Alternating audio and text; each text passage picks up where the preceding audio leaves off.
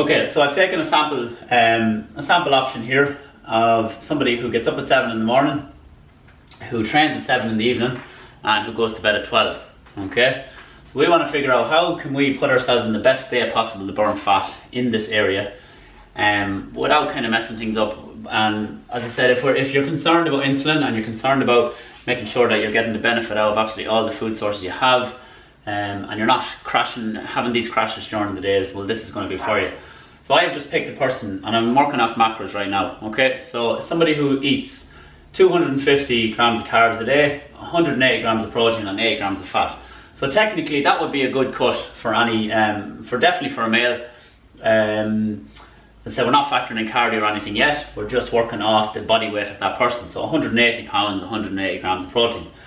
If I get up at 7 and I don't work out, well, what's that going to mean? And if I only train at 7 that evening, well, straight away, visually, we have one chance to eat as much carbohydrates as possible, especially the quicker sources. So that's all taken in this window here, which is at 7 p.m. Okay. So at the peak of that 7 p.m. or as I said, at the end of that session, that's when I want to be taking in my quick sources. So I've got to work out my day. Well, where am I going to spread my 250 grams of carbs out to?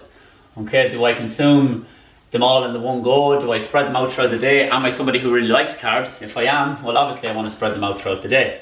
So let's crack into it. 7 a.m. I get up and my main goal is fat burn. I want to have high protein, high fat. So I have a window for 12 hours.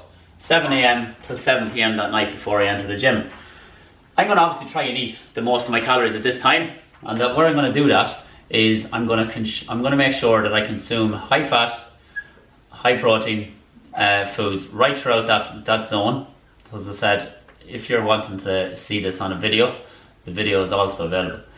So the high fat, high protein option is for throughout the day, and the big window that we're talking about when we're doing less moving around, we're probably sitting in an office, we're doing our job, but we're not expending too much calories.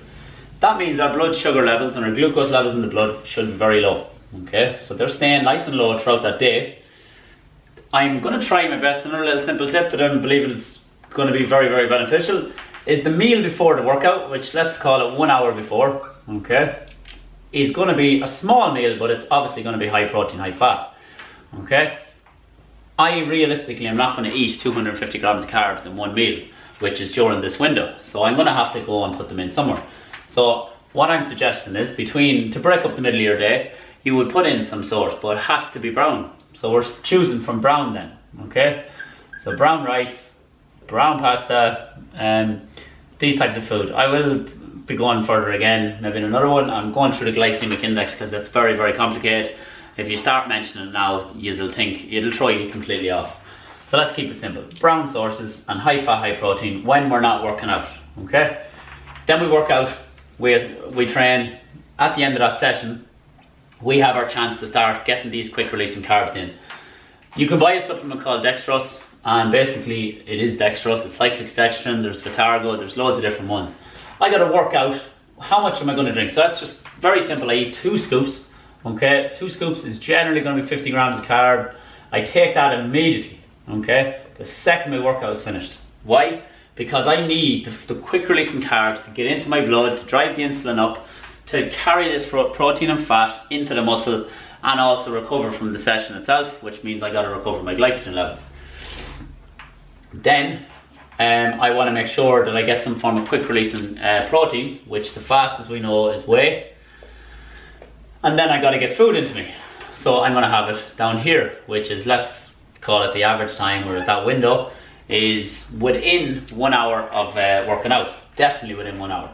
Within 30 minutes, brilliant, okay? It may only be 9 o'clock at night, and that could be your last meal. If it is, absolutely perfect, job done. We are now in a fat burning zone, obviously as we sleep, and then right through our day for this particular person. They come right through and they're right back up to 7 p.m. again, not really consuming much sugars. They're definitely not consuming bad sugars. We're not consuming fizzy drinks. We're not consuming white rice, white pasta. We're not consuming fruit.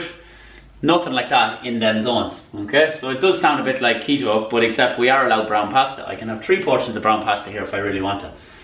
So as I said, I'm gonna just pretend, you can do all the maths yourself, okay? But right now, I'm gonna eat 70 grams of carbs in brown rice in the middle of my day, straight away I know, okay, that I only have 180 left. I have 180 grams left. Well, I'm after saying already that I'm eating 50, I'm going to drink 50 grams in the cyclic section. I'm now down to 130, okay?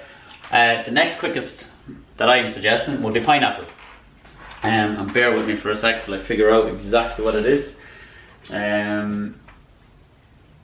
Pineapple is, so we're weighing things by 10, say, so if you had 100 grams of pineapple is 15 grams of carb, okay? So it's quite a lot of pineapple for only 15 grams. So let's throw it in there. We're going to have that immediately after the workout when we're driving home. We could also put all of this into the one shake. We could just put pineapple, we could put our whey, and we could put our dextrose into the one shake. You can get flavourless dextrose and drink the whole lot of it, okay? We're back to doing maths again. We had 130 left after we drank the dextrose. We've now subtracted 15, okay? We're down to 135. And we go home again. We actually could have another piece of fruit, because that particular scenario will be quite hard to hit, okay? So here is where you need to obviously say, okay, that might not work for me. If it was me personally, what I would have done is I'd probably have three scoops and I'd be shooting up everything. I'd throw in some honey here, and the honey is also going to drive up the carbohydrate content, taking it from our 180. But we're really looking, if it's going to be our last meal, we're looking for about 70 grams of carbs, okay, in that last meal. The protein sources I want to choose with that now is very important also. I want to try and choose turkey, eggs, or I want to choose chicken, okay? Why those three? Well, it's because this big window that we've talked about between 7 and 7 is foods like the fats, obviously. So we can have our steaks in here, we can have our mince, we can have salmon, any type of fish, okay? We can have our coconut oil in here to get our calories in. We can have egg yolks, all of these things in that big window. That's all our fat sources, okay? What do we choose? I said, sorry, it's also our protein sources as well. But we got to work it out. I think a brilliant option as well, which is just an omelette, okay? It's very easy to get a big omelette into you. And it could be consistent of black pudding, fats, just trace the carbs in it, it's fine. Bacon, some extra egg yolks, in with the whites, and all of a sudden we're able to knock off this big part here. You could break up your carbohydrate source into 2 different meals. I could have brown pasta with a salmon. I could even have a bit of teriyaki sauce with it, something like that. It's high in sodium, but it's low in carb. And that's what's going to knock off this figure up here. Now, you could be somebody else that wants to do this lifestyle, and you might only be allowed 150 grams carbs a day. So it's actually much easier, because the simple things you do is you'd realise, well, I don't want to waste my carbohydrates on a watery based drink, which is the dextrose, but it is very important. So I want to have 25 grams, okay? 1 scoop, or whatever the packet itself weighs out to be.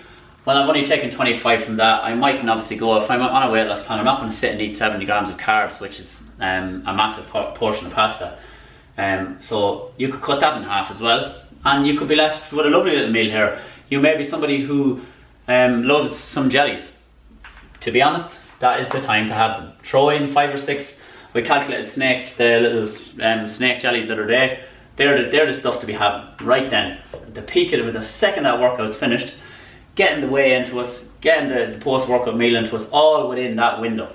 Okay, so you're talking from 1 hour before to doing your workout to 1 hour after we are finished eating. Okay, so that's 3 hours in total. Our last meal happens, which is a protein and a fat meal.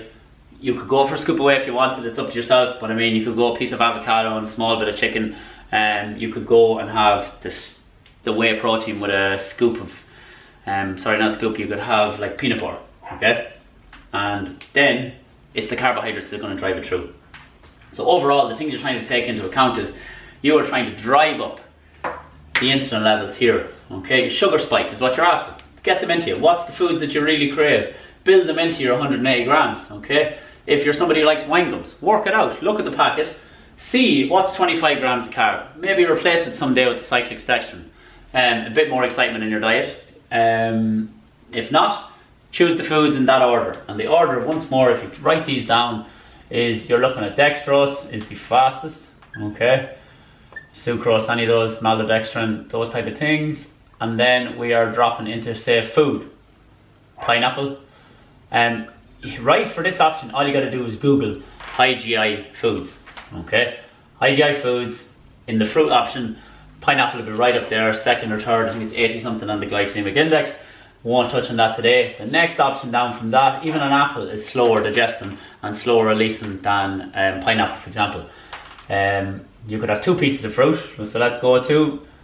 And then we want to go into real food. Then we're looking at our rice for our dinner, our pasta for our dinner, our potatoes, which I'm loving at the minute, and I think you should try a little option which is white potato, and season them up with aromat, put them in an air fryer if you have them, put them in the oven, and work out your carbohydrates to match your with sweet chili sauce.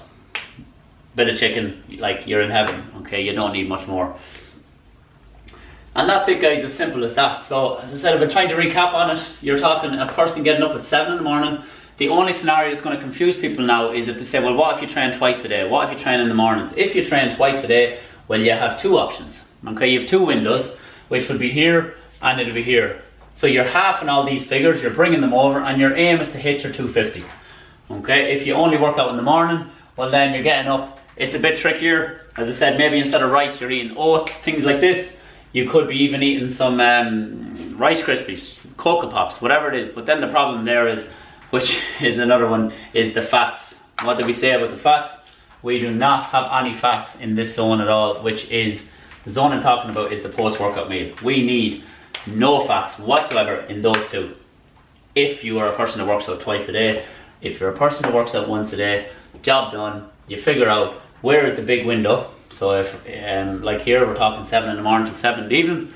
Well, that window, it has to be consumed by brown sources, slow releasing carbohydrates, so complex carbohydrates, or you are going and doing high fat, high protein options, and you're saving all your carbohydrates for the evening. I know if I was cutting and I get right into it, well, all I was allowed at the time was about 100 grams of carbs in some of my days.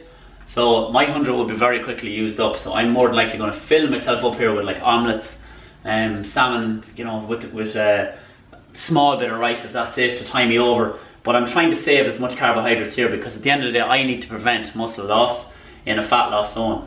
So this is where you do that prevention, okay? You got to get it in there, and you got to make sure that you do not lose as much muscle. So time those carbs right, get the quick ones in, they're not bad for you, and follow that order. By the time you've gone home from the gym, you should be onto some form of white rice, white pasta, white potato, okay? Those types of foods. That's pretty much it, guys. Play around with it, but they're the rules you got to follow, and you can't go wrong if that's the case. I'm going to be putting it obviously into action myself in my Snapchat, but as I said, I'm bulking, and the only difference really in the bulking will mean that when I wake up in the morning, instead of not having the carbs, I'm to try and just have some form of carbohydrate because I want to keep my muscles full and I got to gain weight, and I really don't want to lose any muscle when you're bulking. Okay, so that's the reason for it. Thank you.